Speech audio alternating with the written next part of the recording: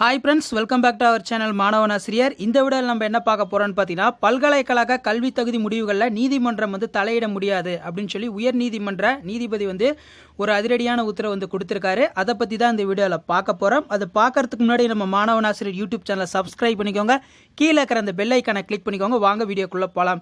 அதாவது இன்று வெளியான தகவல் என்ன அப்படின்னு பார்த்தீங்கன்னா, ஜனனி அப்படிங்கிற ஒரு ஸ்டூடெண்ட், சரிங்களா, அவங்க ஒரு பெட்டிஷன் போட்டிருக்காங்க. என்ன பெட்டிஷன் போட்டிருக்காங்கன்னா, சுகாதார ஆய்வாளர் முதுகலை பட்டய படிப்பில் 2020-21 சேர பிஎஸ்சி வேதியியல் +2 உயிரியல் தாவரவியல் மற்றும் விலங்கியல் தேர்ச்சி பெற்றிருக்க வேண்டும் அப்படின்னு சொல்லி திண்டுக்கல் காந்திய கிராமம், சரிங்களா, திண்டுக்கல்ல இருக்கக்கூடிய அந்த காந்தி கிராமிய பல்கலைக்கழகம்.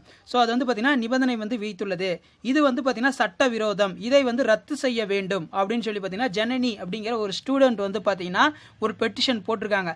அதாவது இந்த மாதிரி முதுநிலை சுகாதார ஆய்வாளர் முதுகலை பட்டய படிப்பில் ஜாயின் பண்ணுற மாதிரி இருந்தால் அந்த பல்கலைக்கழகத்தில் என்ன எலிஜிபிலிட்டி இருக்குன்னா, அதாவது பிஎஸ்சி கெமிஸ்ட்ரி படிச்சிருக்கணும். பிஎஸ்சி கெமிஸ்ட்ரி படிச்சிருந்தாலுமே +2ல் உயிரியல் தாவரவியல் விலங்கியல், ஸோ இதில் கண்டிப்பாக தேர்ச்சி பெற்றிருக்கணும் அப்படின்னு பார்த்தீங்கன்னா அவங்க அந்த எலிஜிபிலிட்டியை பார்த்தீங்கன்னா சொல்லியிருந்தாங்க அந்த பல்கலைக்கழகம், சரிங்களா, அதாவது நிகர்நிலை பல்கலைக்கழகம். ஸோ இது சட்ட விரோதம், இதை ரத்து செய்ய வேண்டும் அப்படின்னு சொல்லி அந்த பெட்டிஷன் போட்டிருக்காங்க ஜனனி அப்படிங்கிற ஒரு ஸ்டூடெண்ட்.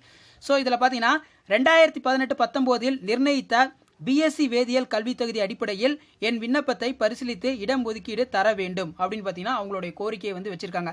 ஸோ 2010-2019 என்ன இருந்துச்சுன்னா, வேதியியல் கல்வி தகுதி அடிப்படையாக கொண்டு முதுகலை சுகாதார ஆய்வாளர் படிப்பு படிக்கலாம் அப்படின்னு இருந்துச்சு. ஸோ இதை அடிப்படையாக கொண்டு எனக்கு சீட் கொடுக்கணும் அப்படின்னு சொல்லியிருக்காங்க. ஸோ இவ்வாறு பார்த்தீங்கன்னா அது குறிப்பிட இதை விசாரித்த நீதிபதி ஐயா எஸ் வைத்தியநாதன் சார் பார்த்தீங்கன்னா இந்த வழக்கு விசாரிச்சிருக்காரு. ஸோ அதில் என்ன சொல்லியிருக்காருன்னா, மனுதாரர் தரப்பு தற்போது கல்வி தகுதியினை மாற்றி அமைந்துள்ளதால் +2 உயிரியல் தாவரவியல் மற்றும் விலங்கியல் படிக்காமல் பிஎஸ்சி பட்டம் பெற்றவர்களுக்கு பாதிப்பை ஏற்படுத்தும் என தெரிவித்தது. நீதிபதி உத்தரவு பார்த்தீங்கன்னா விட்டுருக்காரு. குறைந்தபட்ச கல்வி தகுதியை நிர்ணயிக்க நிகர்நிலை பல்கலைக்கழகத்துக்கு உரிமை உள்ளது. அதாவது ஒரு கோர்ஸ் ஜாயின் பண்ணணும்னா அந்த கோர்ஸுக்கான அந்த தகுதி, அந்த படிப்பு தகுதியை நிர்ணயிக்கிறதுக்கு பல்கலைக்கழகத்துக்கு அதிகாரம் இருக்கு அப்படின்னு சொல்லியிருக்காரு. இப்போ பார்த்தீங்கன்னா பிஎஸ்சி கெமிஸ்ட்ரி படிச்சிருந்தாலும் முதுகலையில் அந்த சுகாதாரத்துறை ஆய்வாளர் படிக்கிறதுக்கு கண்டிப்பாக +2 கெமிஸ்ட்ரி படிக்கிற மாதிரி இருந்தால் பிஎஸ்சி கெமிஸ்ட்ரி படிச்சிருக்கணும். +2ல் மேக்ஸ் பயாலஜி, அதாவது பயாலஜி பாட்னி ஜுவாலஜி இதெல்லாம் படிச்சிருக்கணும் அப்படின்னு அவர் சொல்லியிருக்காரு. ஸோ இது தொடர்பாக அந்த எலிஜிபிலிட்டி குறித்து பல்கலைக்கழகங்களுக்கு அறிவிப்பது அதிகாரம் இருக்கு, பல்கலைக்கழகத்துக்கு உரிமை இருக்கு அப்படின்னு சொல்லியிருக்காங்க. ஸோ அது மட்டும் இல்லாமல் கல்வி தொடர்பான நிர்வாக முடிவுகளில் நீதிமன்றம் தலையிட முடியாது அப்படின்னு அந்த வழக்கு விசாரித்த நீதிபதியாக சொல்லியிருக்காரு. என்ன சொல்லியிருக்காருன்னா, கல்வி தகுதி தொடர்பான நிர்வாக முடிவுகளில் நீதிமன்றம் தலையிட முடியாது. தற்போது தொழில்நுட்ப உலகில் வாழ்கிறோம், தொழில் மேம்பாடு அடைந்துள்ளது. இதற்கேற்ப குறிப்பிட்ட திட்டத்திற்கு திறமையான நபர்களை இருப்பதை உறுதி செய்ய வேண்டியுள்ளது. இதன் அடிப்படையில் பல்கலைக்கழகம் நிர்ணயித்த தகுதிகளில் தவறு காண முடியாது. எதிர்காலத்தில் உயர்கல்வி தகுதியினை பல்கலைக்கழகம் நிர்ணயிக்கலாம். மனுவை பார்த்தீங்கன்னா தள்ளுபடி செஞ்சுட்டாரு நீதிபதி பார்த்தீங்கன்னா உத்தரவிட்டார்.